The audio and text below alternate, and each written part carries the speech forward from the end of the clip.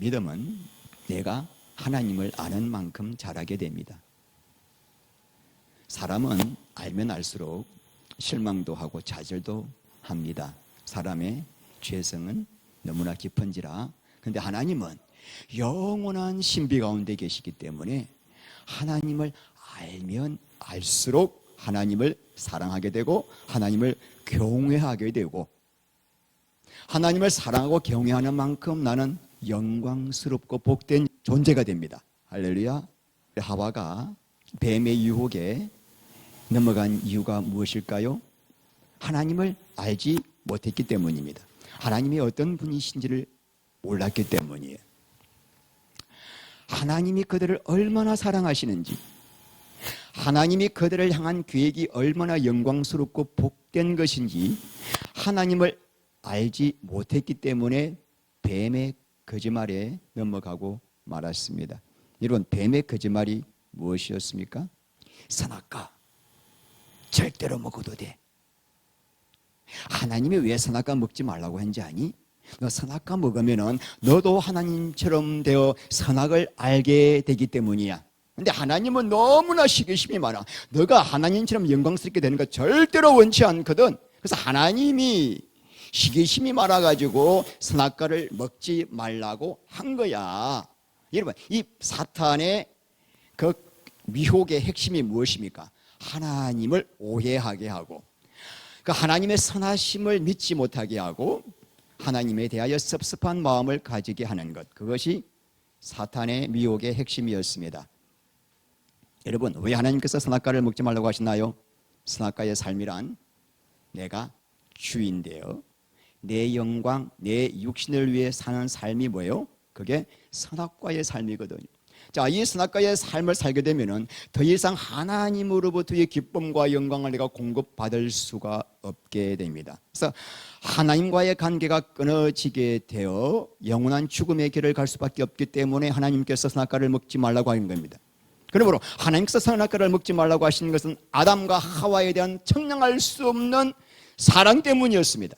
아담과 하와는 그 하나님의 영원한 사랑의 계획을 알지 못했기 때문에 사탄의 미혹에 넘어가서 하나님과 사랑으로 연합하는 생명과의 삶을 버리고 사탄과 연합하는 선악과의 삶의 길로 가고 말았던 것입니다. 이처럼 사망의 길로 가고 있는 이 사람들이 구원받을 수 있는 방법이 무엇입니까? 길이 무엇입니까? 하나님을 믿는 거죠. 자, 여러분, 근데 어떻게 우리가 하나님을 믿습니까? 십자가에서 피 흘려 돌아가신 예수 그리스도를 통하여서만 하나님을 믿을 수가 있습니다. 아멘. 다시 한번요. 여러분, 이 사망과 저주의 삶에서 구원받을 수 있는 길은 하나밖에 없습니다. 하나님을 믿는 거예요. 그런데 그 하나님을 어떻게 믿을 수가 있는가? 십자가에서 돌아가신 예수 그리스도를 통해서만 하나님을 믿을 수가 있습니다. 베드로전서 1장 21절, 너희는 그를 죽은 자 가운데서 살리시고 영광을 주신 하나님을 그리스도로 말미암아 믿는 자니 너희 믿음과 소망이 하나님께 있게 하셨느니라. 여러분, 하나님을 믿어야 구원받습니다. 그런데 어떻게 하나님을 믿을 수가 있습니까? 예수를 통하지 않고서는 믿을 수가 없습니다. 아멘. 왜 이슬람 알라를 믿으면 지옥 갑니까? 예수를 통한 계시된 하나님이 아니기 때문이에요. 오직 예수를 통하여 계시된 하나님. 자, 우리 요한복음 12장 44절 예수께서 외치시되 나를 믿는 자는 뭐요? 나를 믿는 것이 아니라 나를 보내신 하나님을 믿는 것이니라. 자, 그러므로 구원은 하나님을 믿어야 구원받아요. 자, 근데 우리가 지난주에 사도신경을 라틴어도 크레도라고 하였습니다. 크레도란 뜻이 뭐죠? 나는 믿습니다. 근데 크레도의 그 단어가 두 단어의 합성어였습니다. 코라와 도. 코라는 뭐예요? 심장, 마음. 또 도는 들이다. 그래서 크레도 하면 나는 믿습니다인데 어떤 정도로 믿느냐 하면은 읽겠습니다. 심장을 떼어드릴 정도로 하나님을 경외하고 사랑하는 것이 믿음이다. 이런 믿음이 도대체 어떻게 우리가 가질 수가 있습니까? 예수의 십자가의 복음을 들을 때 성령님이 주시는 거예요. 아멘.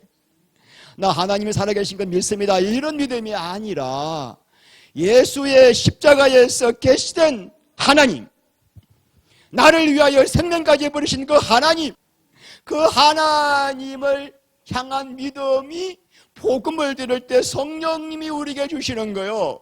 내 안에서 이런 믿음이 나올 수가 없습니다. 세상에 내가 제일 귀한데, 내가 우상덩어리인데 어떻게 내가 하나님을 이런 믿음으로 믿을 수가 있습니까? 근데 복음을 들을 때 성령께서 이런 믿음을 우리에게 주셔서 그 믿음을 받아들이는 자에게 구원을 주시는 것입니다.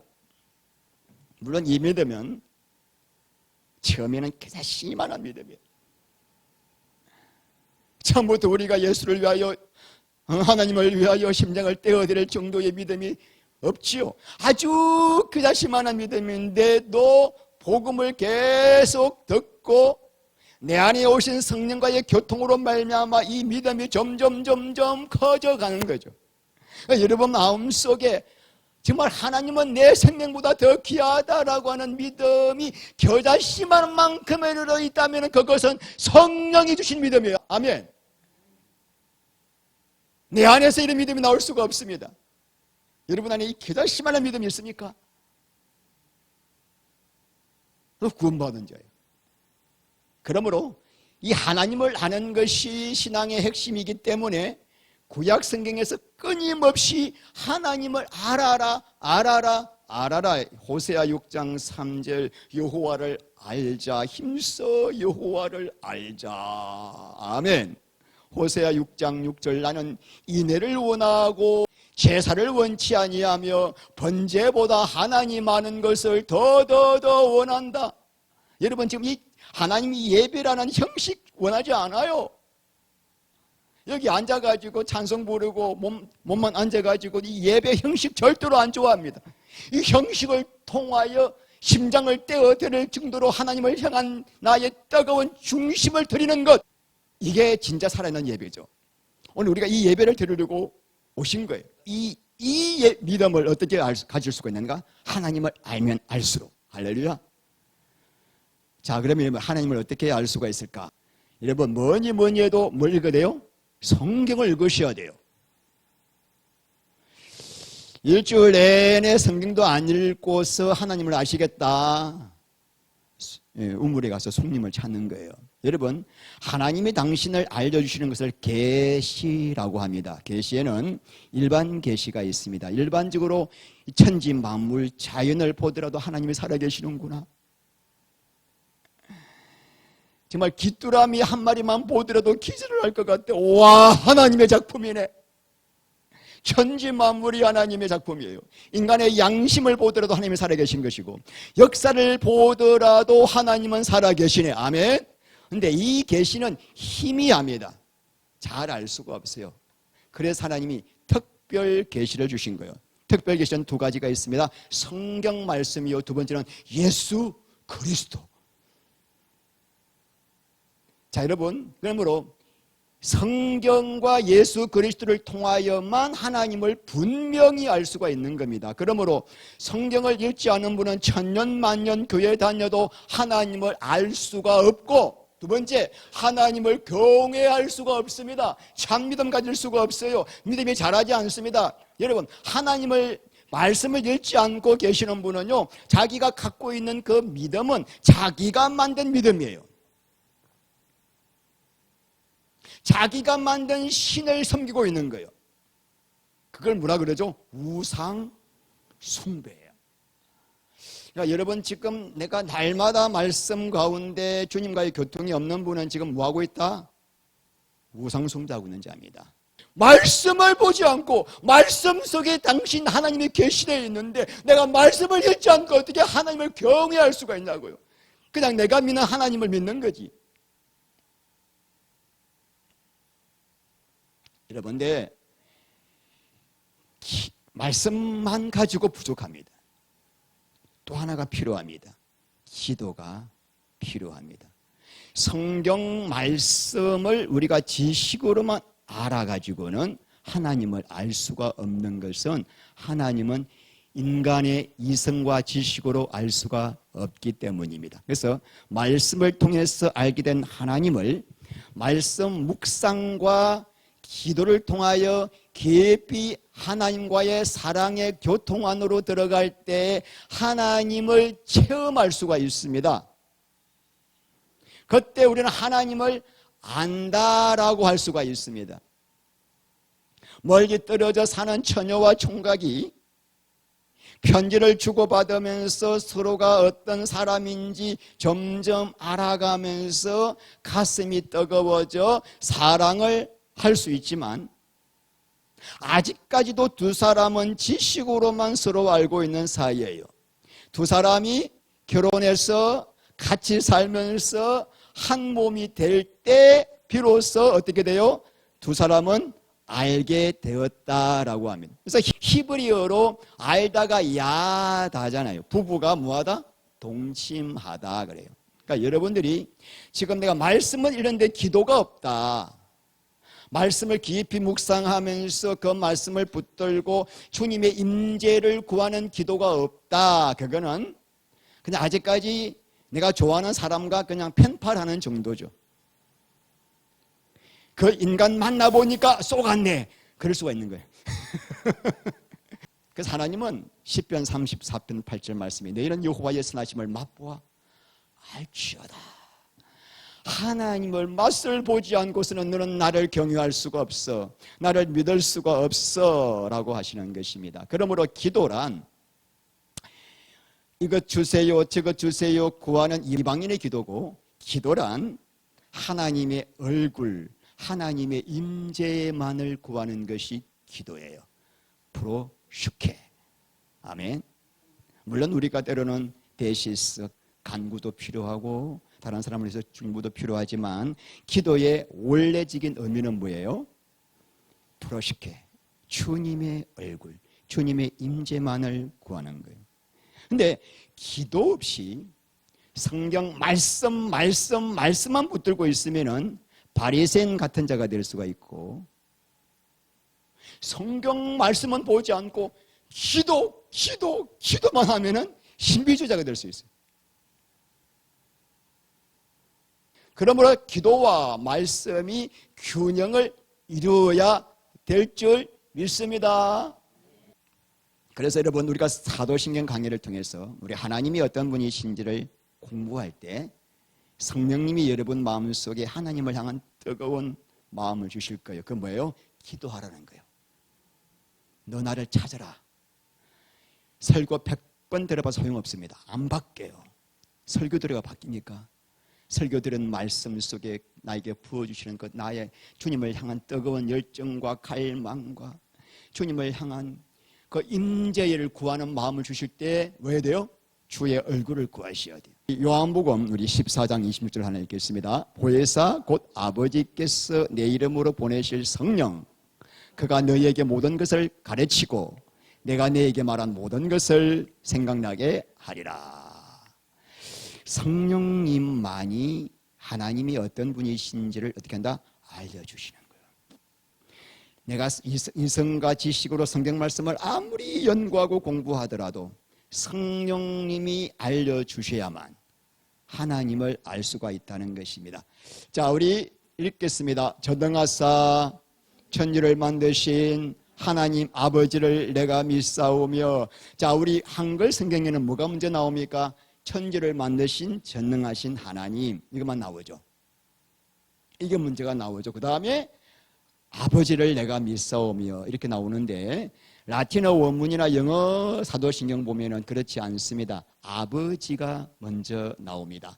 읽겠습니다. I believe in God, the Father Almighty. 그러니까 나는 하나님을 심장을 드릴 정도의 그 뜨거운 경외하는 마음으로 하나님을 믿습니다. 그런데 그 하나님은 누구신가요? 아버지십니다. 어떤 아버지?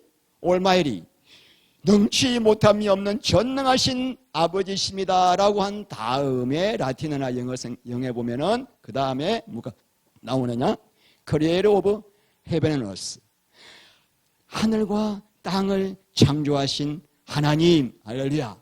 그래서 우리가 이제 원어를 볼 때 전능하신 하나님에 대해서 우리가 공부하려면 두 개로 나눠서 공부할 수밖에 없습니다. 전능하신 아버지.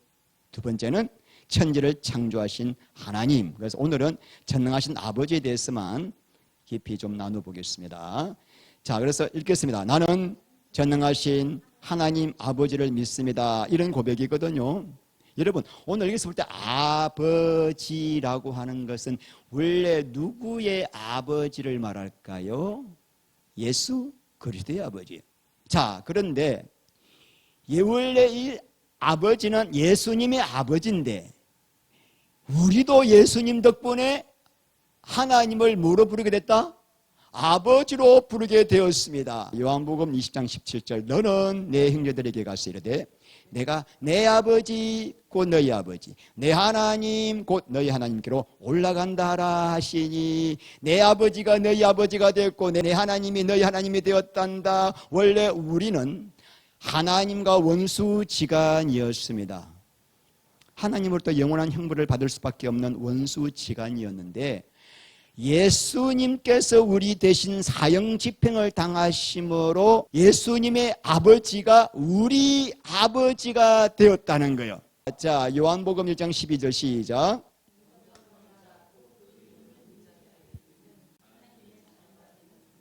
자, 어떻게 우리가 아버지라고 부를 수 있습니까? 오직 하나, 예수 그리스도를 영접하고 믿는 자가 하나님을 아버지라고 부를 수가 있습니다. 갈라디아 4장 6절 너희가 아들이므로 하나님이 그 아들의 영을 우리 마음 가운데 보내사 아빠 아버지라 부르게 하시느니라. 여러분, 아빠 아버지가 지금 오늘을 보면은 아빠 바테르예요.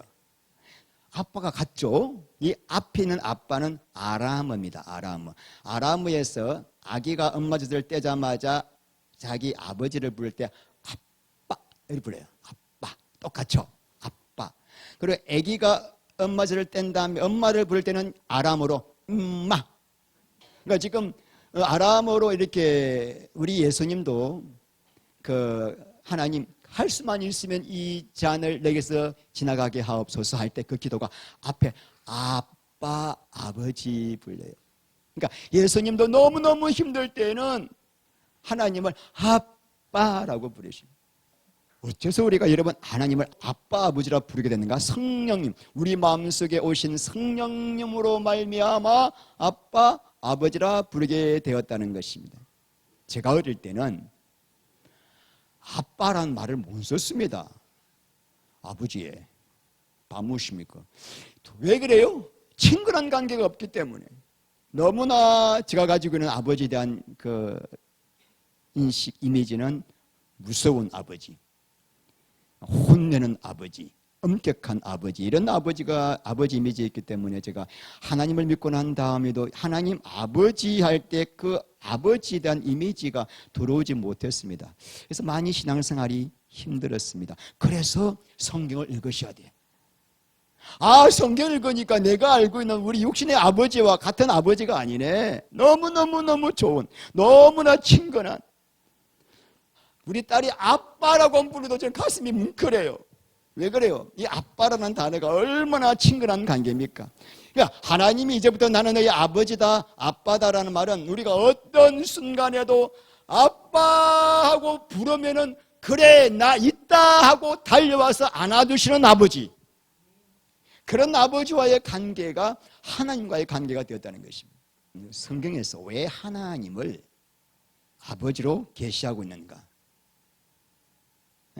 여러 가지 이 세상에 어떤 종교도 자기가 믿는 신을 아버지라 부르는 경우가 없는데 어떻게 우리 참신 하나님은 당신을 아버지라고 계시하셨을까? 세 가지로 제가 한번 요약해 봤습니다. 첫 번째, 존재의 근원이시기 때문에. 두 번째, 우리를 끝까지 기다리시기 때문에. 세 번째, 영원히 우리를 보호하시기 때문에. 이렇게 제가 정리를 해봤습니다. 첫 번째는 존재의 근원이시기 때문에. 여러분, 나 신용주의 이래봬다요, 어쩌다가 우리 엄마 아빠가 만나가지고 우연히 생긴 존재가 아닙니다. 이래봬도 하나님의 창세전에 나를 계획하시고 너무나 영광스러운 목적을 위하여 지음받은 너무나 존귀한 존재입니다. 이래봬도 아시나요?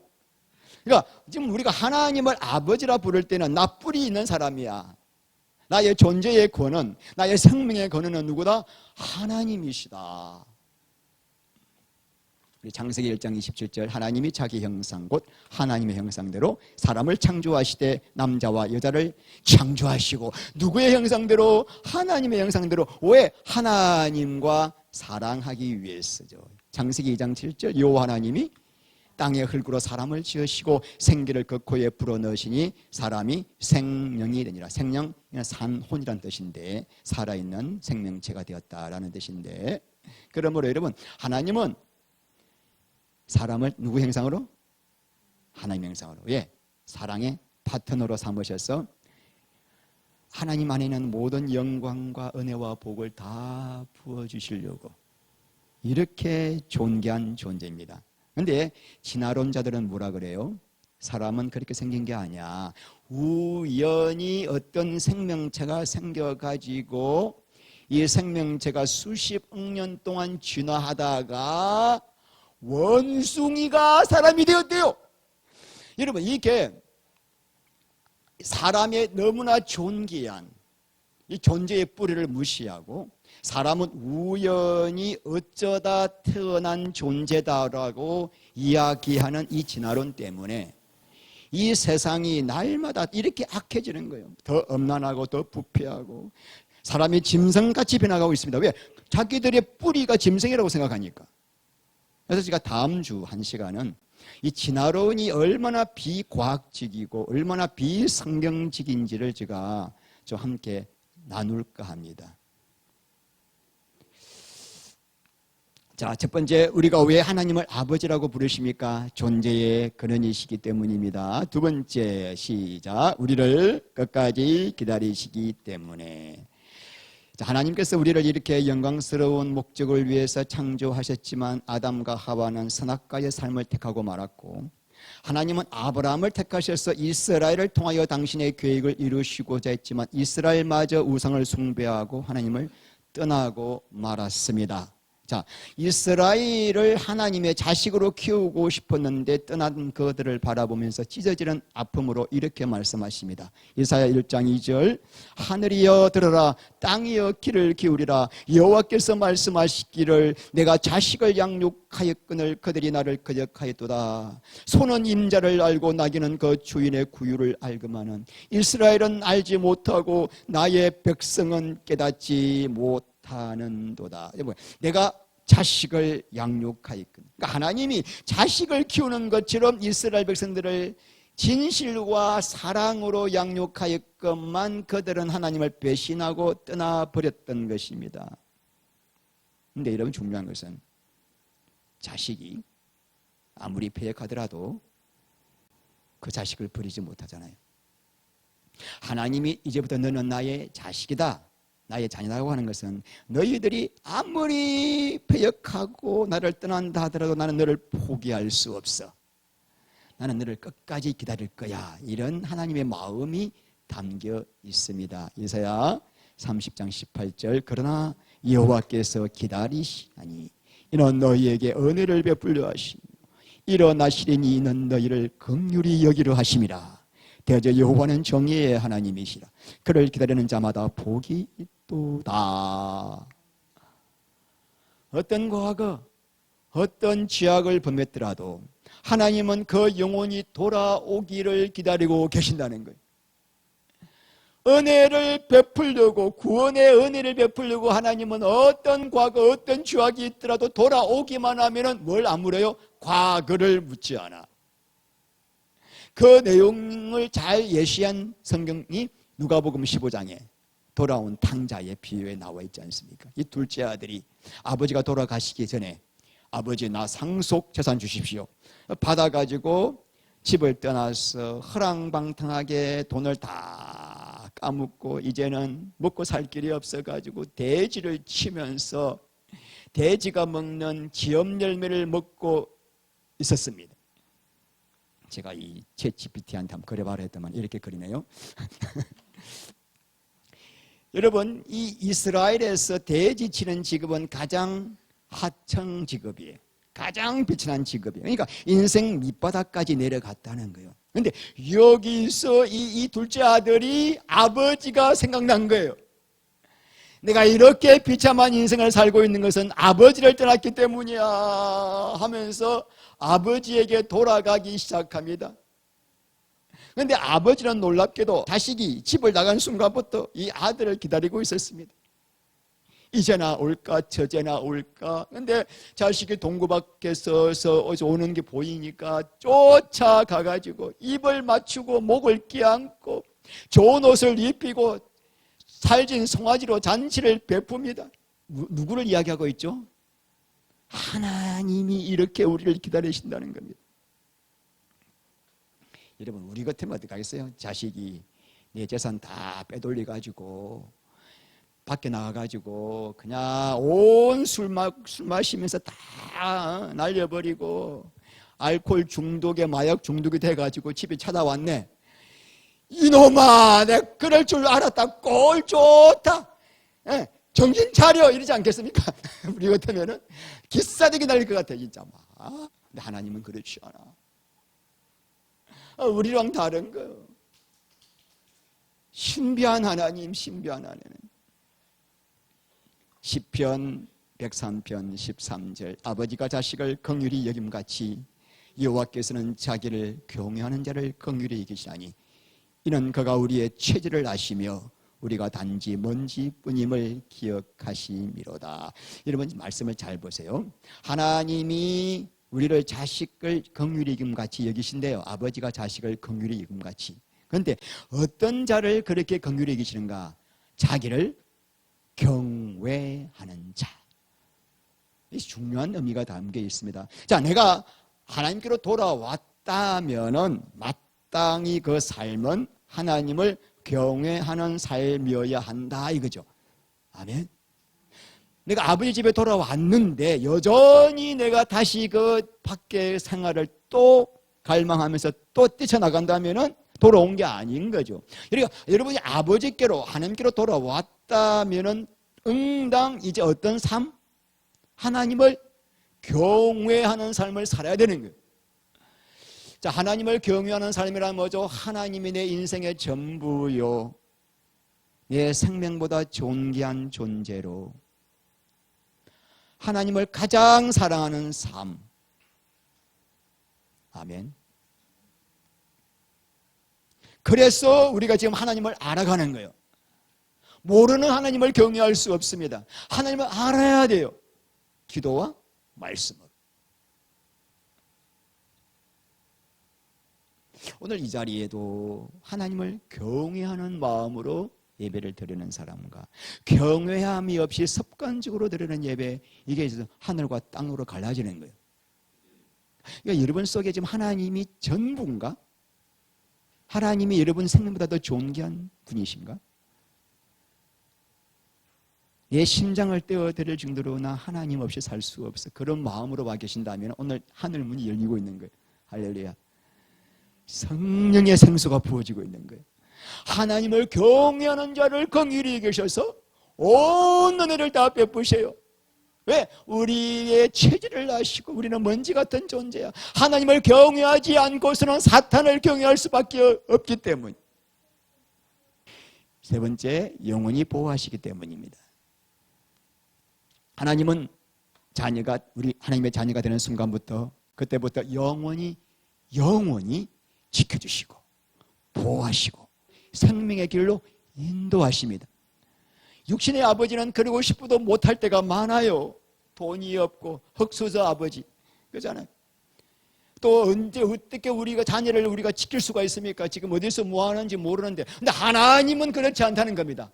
완벽하게 아버지의 자녀가 되는 순간부터 영원까지 지키시고 보호하시겠다. 그것뿐만 아니라 모든 필요를 채워주시겠다. 자, 히브리서 13장 5절 돈을 사랑하지 말고 있는 바를 족한 줄로 알라. 그가 친히 말씀하시기를 내가 결코 너희를 버리지 아니하고 너희를 떠나지 아니하리라 하시느니라. 하나님의 자녀가 되기만 하면 시편 48편 14절 하나님은 영원히 우리의 하나님이 영원히 우리를 인도하시리로다. 이렇게 하나님을 알면 여러분들이 하나님을 경외할 수밖에 없어요. 하나님밖에 없네. 남편도 자식도 돈도 소용없네. 내 몸뚱아리도 소용없네. 한 몇십 년 뒤면 버리고 갈 건데.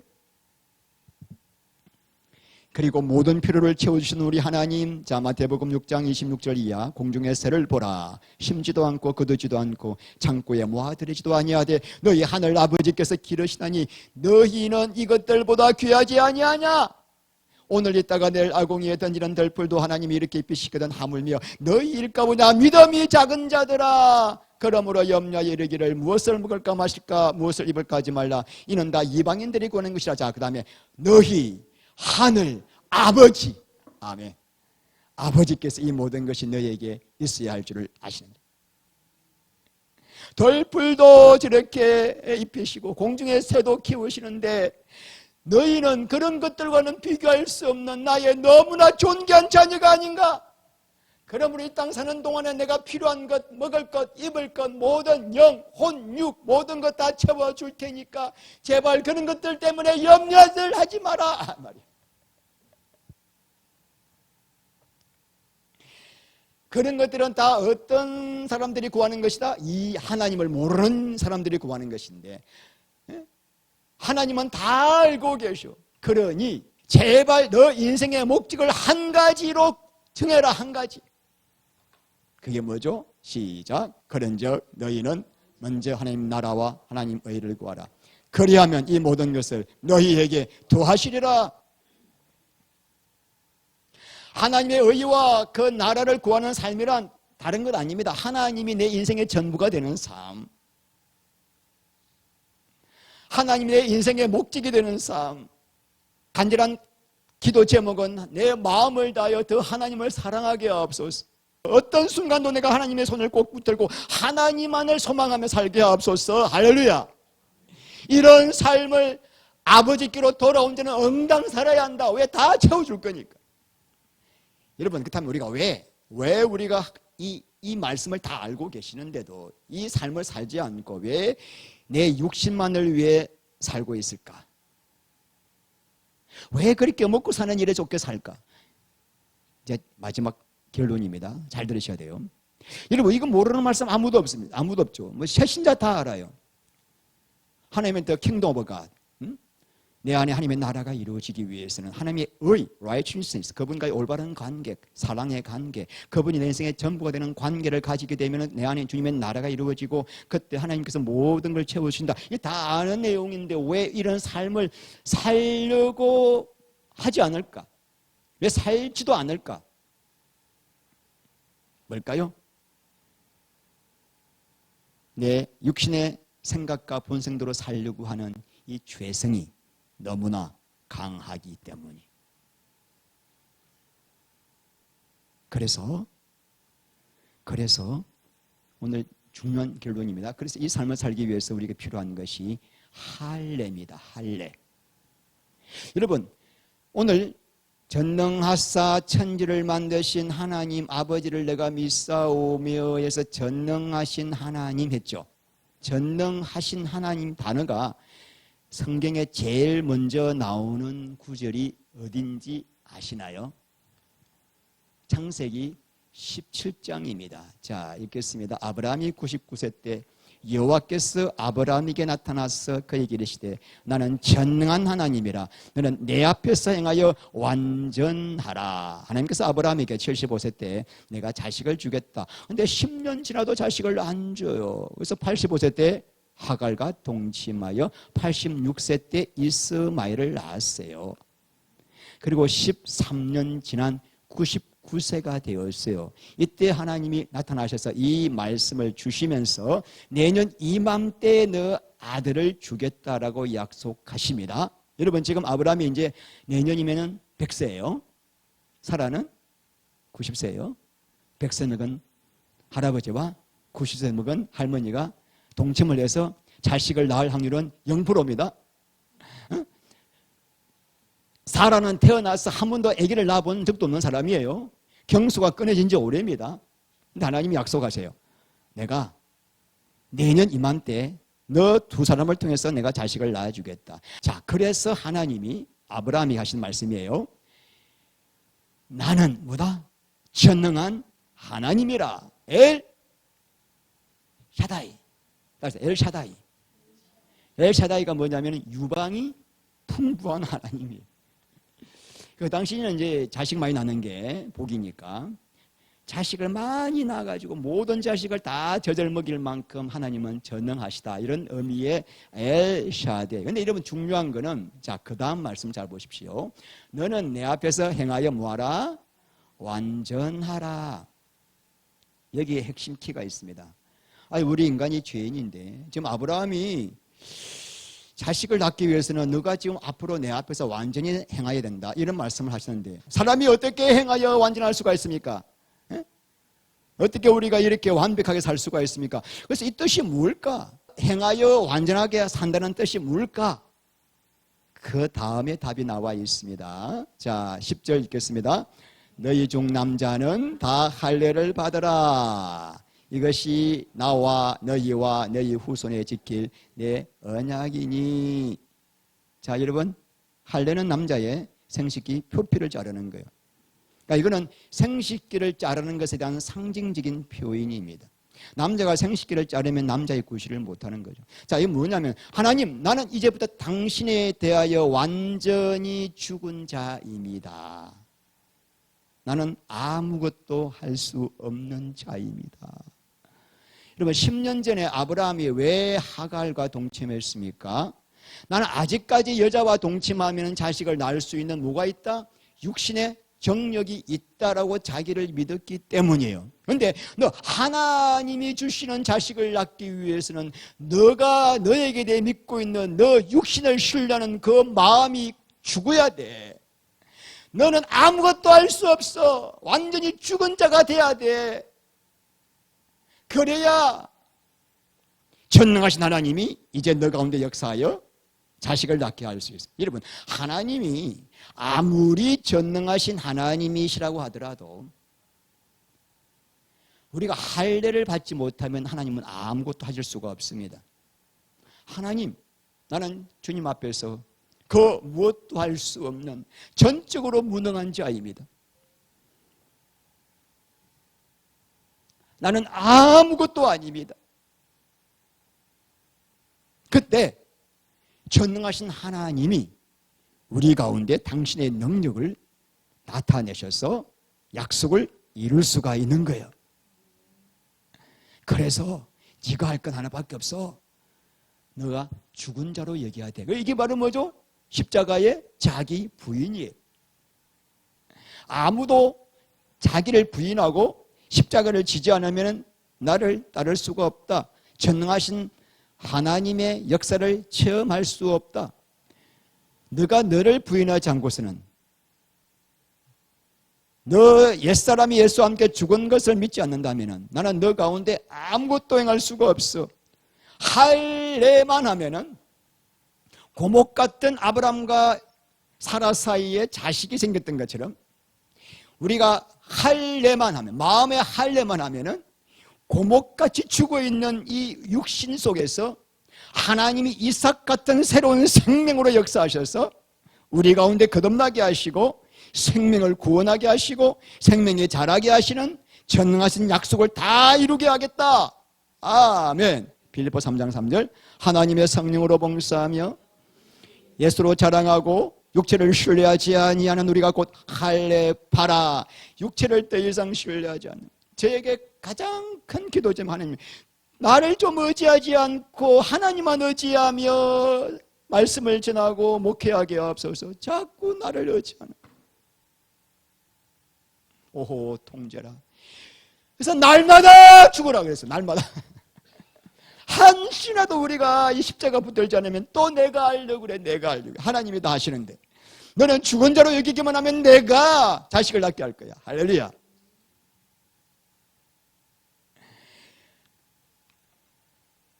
I am nothing. 할례란 뭐냐? I am nothing. 나는 먼지 같은 존재입니다. But God is everything. 당신이 모든 것 중에 모든 것 되십니다. 곧 그때 하나님의 전능하신 능력이 우리 삶 속에서 나타나기 시작하는 것입니다. 말씀을 이제 결론 냈습니다. 왜 하나님께서는 당신을 아버지로 계시하셨습니까? 첫 번째는 우리의 존재의 근원이시기 때문에, 두 번째는 우리를 끝까지 기다리시기 때문에, 세 번째는 영원히 보호하시기 때문에. 이 엄청난 은혜를 누리기 위해서는 우리가 한 가지만 구해야 돼요. 오직 하나님의 나라와 그 의만 구해야 돼요. 그런데 왜 우리가 이 삶을 못 구하죠? 내 안에 육신이 너무나 강하기 때문에. 이 강한 육신을 할례 받아야 돼요. 자기 부인,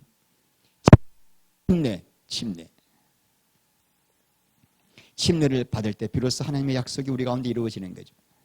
기도합니다. 하나님 감사합니다.